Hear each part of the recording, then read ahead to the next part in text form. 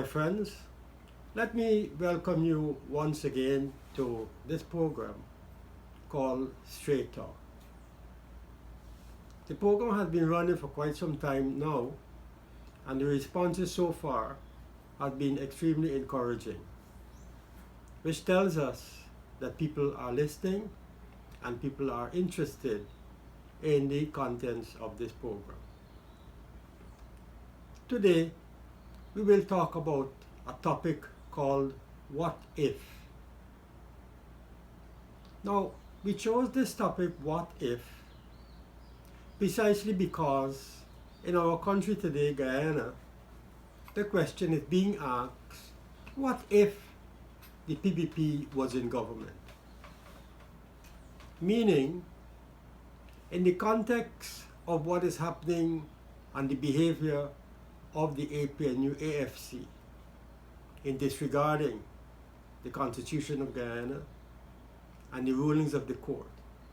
What if it was the People's Progressive Party doing this sort of behavior? At the same time, what if the PPP was in government?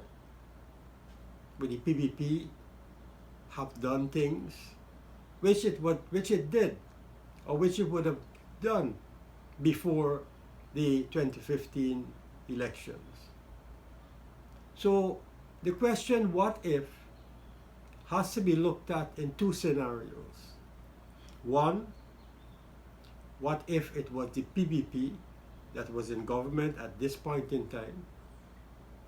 And what if it was the PPP in government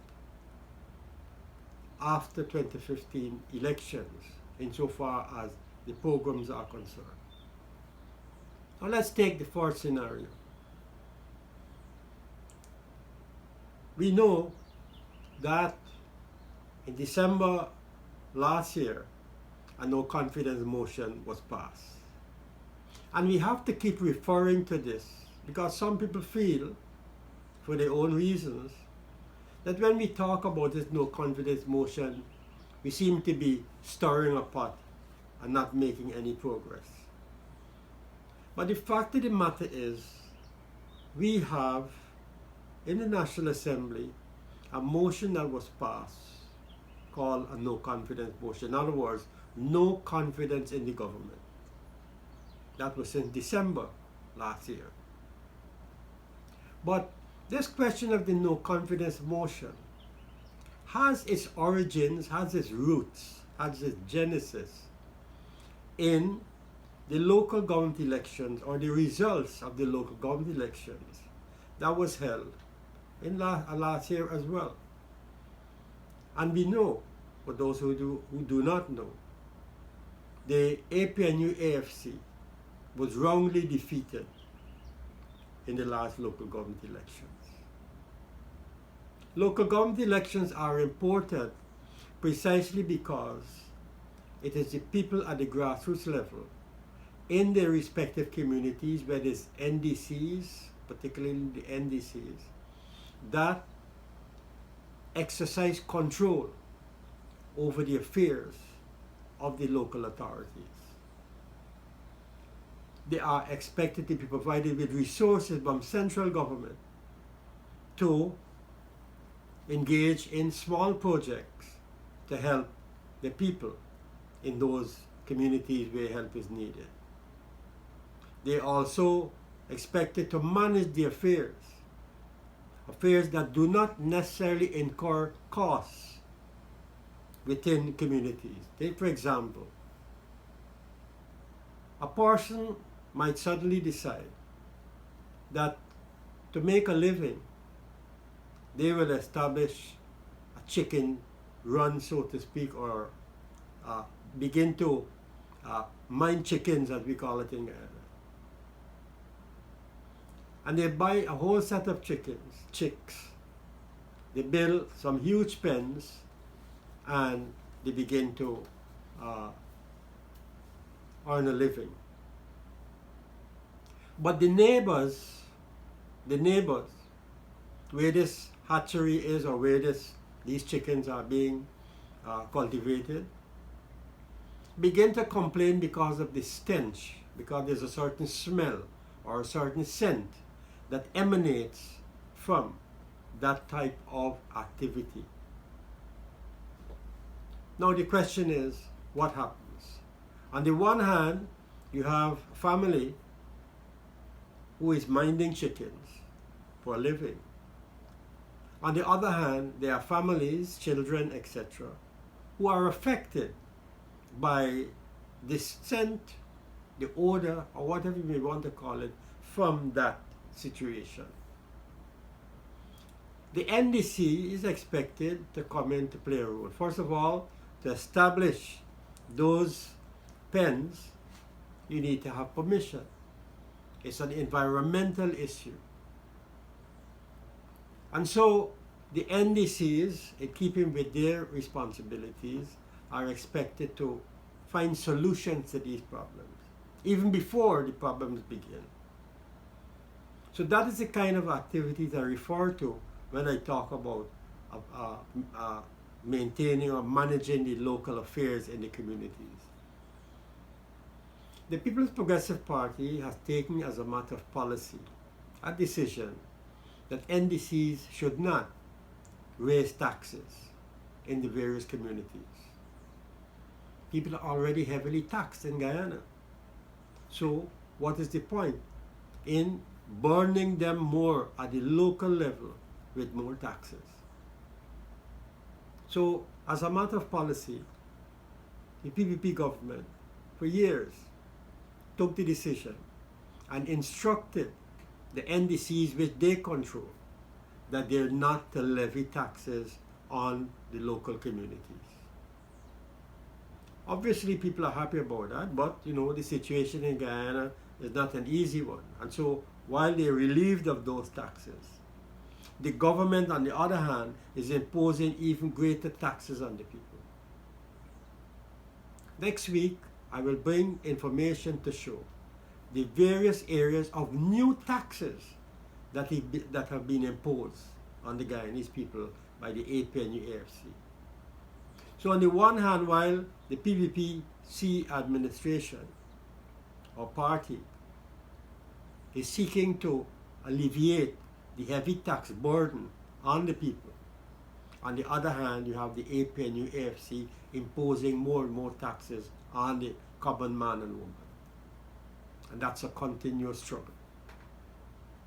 Now it is because of all of this that led the APNU-AFC to lose the local government elections last year.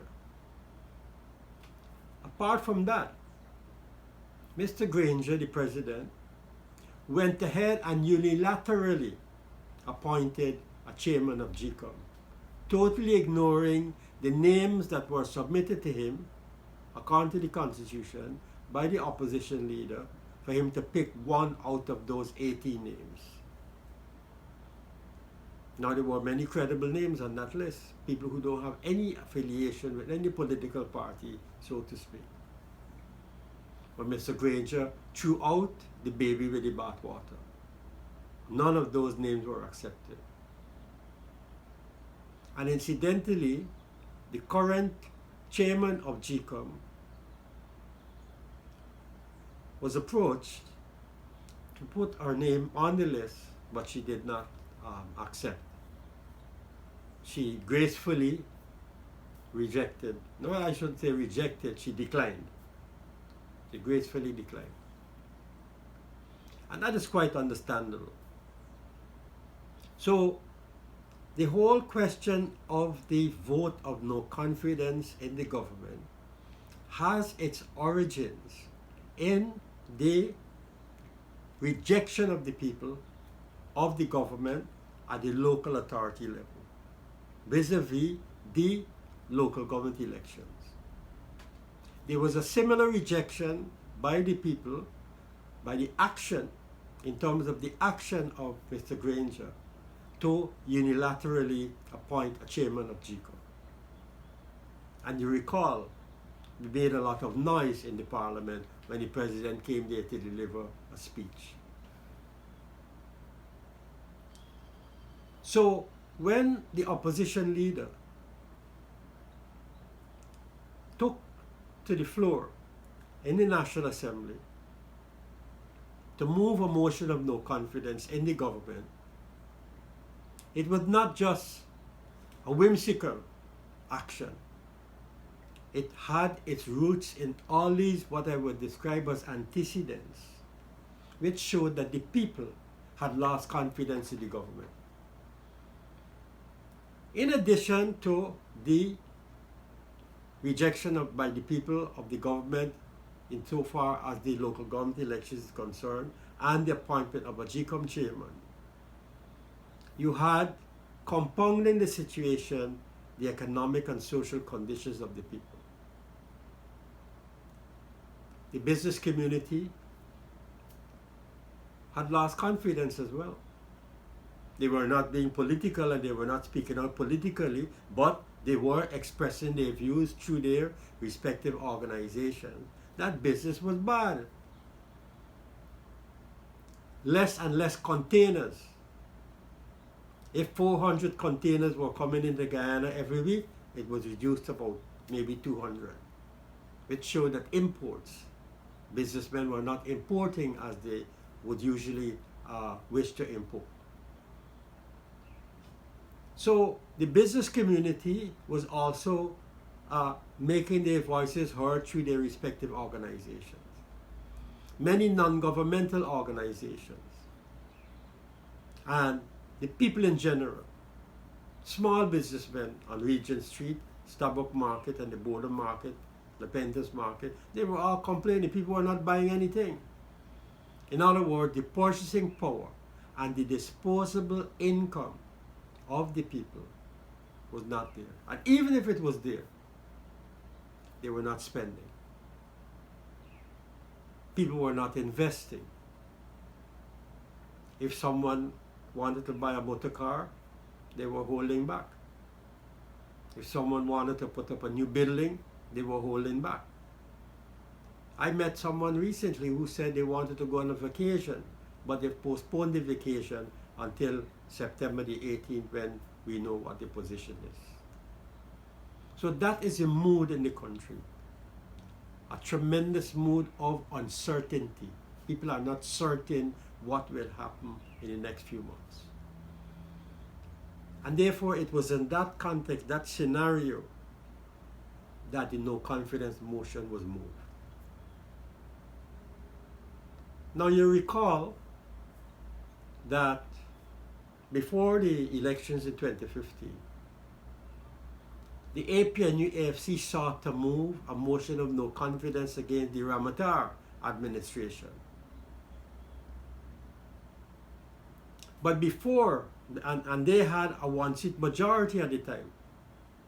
They had a one-seat majority, and they could have moved a no confidence motion against the government of the Ramatar administration. But in order to forestall that, what President Ramatar did was to prorogue Parliament, dissolve Parliament, and announce a date for elections. Note carefully, in order to forestall the no confidence motion that was coming from the then opposition, APNU AFC, which had a one-seat majority, President Ramatar prorogued Parliament.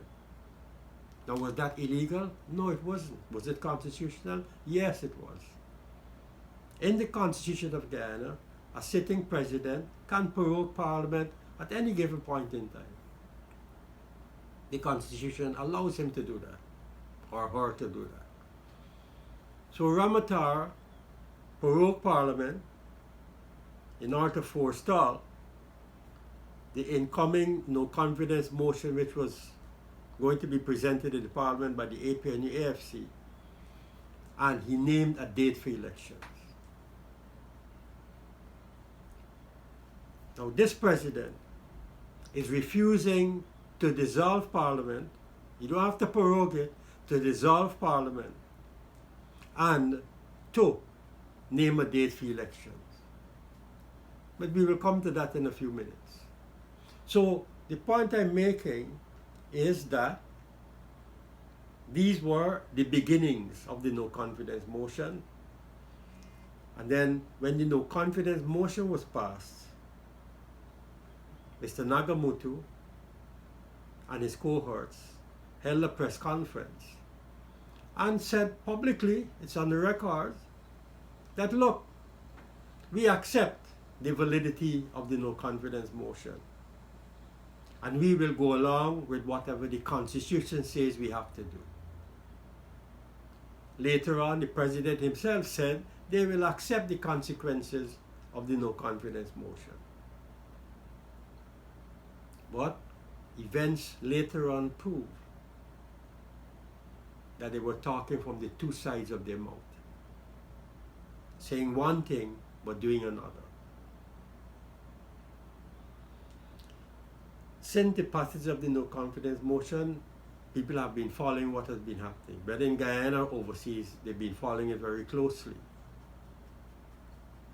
So a pattern began where the government, and I believe calculatedly so, they knew that by going first to the Speaker to ask the Speaker, Mr. Speaker, is this no confidence vote valid? What nonsense they did. They knew that the no confidence vote was valid, but they began now to buy time. So the first shop they went to purchase time was back to the Parliament. And the Speaker told them, yes, it's passed. I've already written to the opposition leader saying that the no confidence motion is valid. So they said, oh really? Okay, we will take it to the courts. And so the merry-go-round, if I'm to put it that way, respect to the courts began. They went to the court, that is to say the High Court, and the High Court ruled that the no confidence motion was valid and that they must hold elections within 3 months. They told the distinguished judge, oh really? They rejected, they refused, they appealed. Then they went to the appeal court. The judges were divided. One judge ruled and said he supports the High Court judge. 2 other judges said that, there are 65 seats in Parliament and half of 65 is 64, is 34. Half of 65 is 34. Now, you travel around the world and ask anybody what's the half of 65. I'm certain they wouldn't tell you that it's 34. And so, to a large extent, Guyana was made a kind of a laughing stock with this kind of arithmetic or mathematics. And so we went from court to court until we ended up at the Caribbean Court of Justice. Now, the first what if is, what if it was the PPP was in government and all of this was happening? What if it was the PPP was in government? If you walk around the country, you travel around the country, you will certainly hear people saying, boy, if this was the PPP in government, these people would have already been breaking up and mashing up Georgetown. So, the what if question is a very topical question. And people are saying, people are convinced that if it was the PPP was in government and doing these things, the APNU AFC would have resorted to unconventional ways of getting their side of the story settled. All of the time they're seeking to get what is called a get out of jail card. They're imprisoned by virtue of the Constitution and the no confidence motion consequences. So they want to get a get out of jail card. And at every stage of the process, what they're doing is seeking to buy time. And therefore, the question of what if it was the PPP in government that were doing these things like what the APNU AFC is doing, one can very well imagine. Because the APNU AFC, particularly the PNC, which is the major partner in that organization or in that coalition, they have a history of violence, intimidation, threats, in order to get to their objective.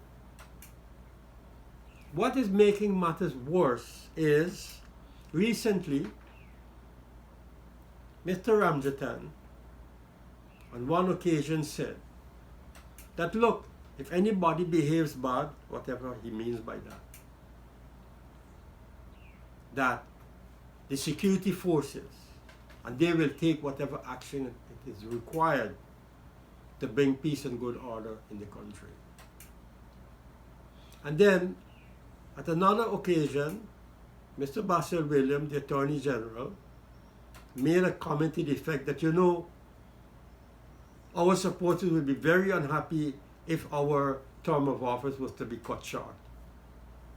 That our supporters wouldn't react so easily to that. What does that mean? When Janet Jagan's term of office was cut by 2 years, could anyone remember what happened then? Janet Jagan was elected in 1997 for 5 years. But her term of office was cut by 2 years because of the actions of the then opposition PNC. Street protests, demonstrations, up and down the city, threatening action. They even stormed the office of the president and did all kind of what is called unlawful acts. They boycotted Parliament, the CARICOM had to intervene, and as a result, 2 years were slashed off of Janet Jagan's term of office.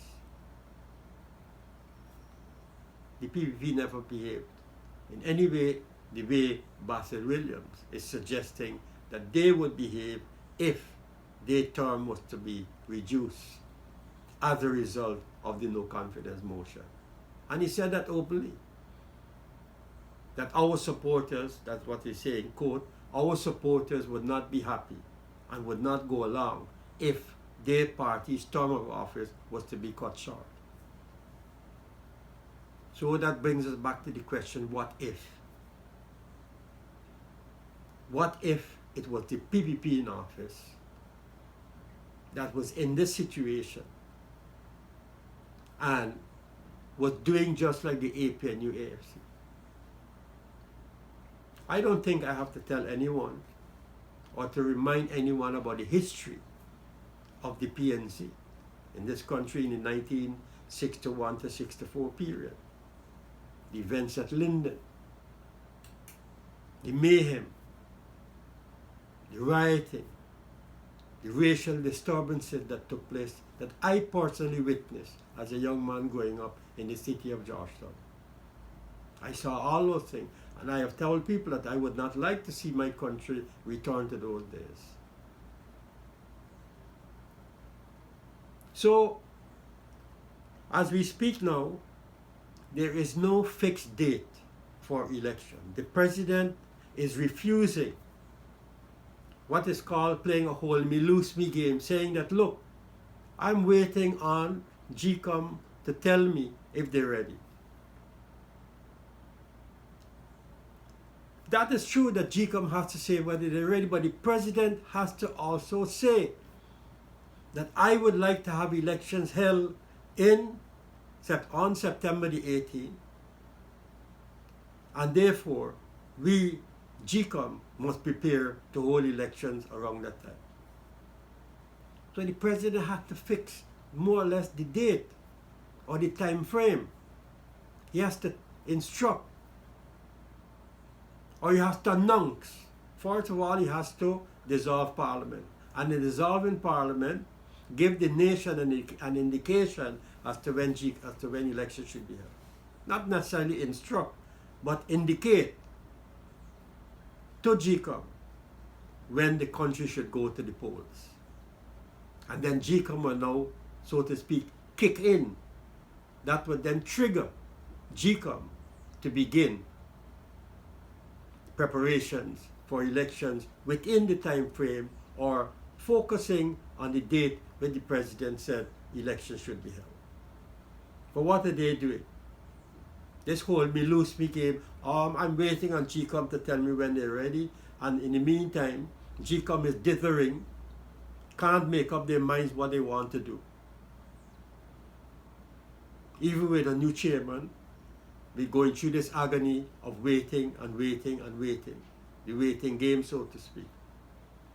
And in the meantime, a whole nation, hundreds of thousands of people in this country, are living in an atmosphere of uncertainty. There is a tremendous amount of anger and frustration, to the extent that people are becoming restive. They're becoming restless. And that is why you see so many people are coming out in these protests in front of the office of the president, in front of GCOM, demanding early elections, and that the government stick to its constitutional obligations. Now we're also watching the international community to see whether they will make any pronouncement, because their inputs is of great importance as well. We cannot overestimate or underestimate their contribution to the country moving forward. So they have a role to play. And when the PPP was in government, when during the Ramatara administration, when they were demanding that local government elections be held and having their protests in front of the president and so on, the international community was coming out and supporting the then opposition, pressing government to hold local government elections and criticizing government for proroguing parliament, which is done all around the world where constitutional democracies and Commonwealth countries would do the same. So the nation is watching also very closely to determine how the international community, what some people call the donor community, because these people make financial contributions to many projects, the IDB, the CDB, the USAID, the Canadian government, the British government, they all make contributions to the consolidation of democracy and the enhancing and building of democratic institutions in Guyana through various forms of contributions. So they have a role to play, as they have played in the past. So my friends, we are now at a very critical junction of our country's history. Never before has Guyana experienced such a political situation.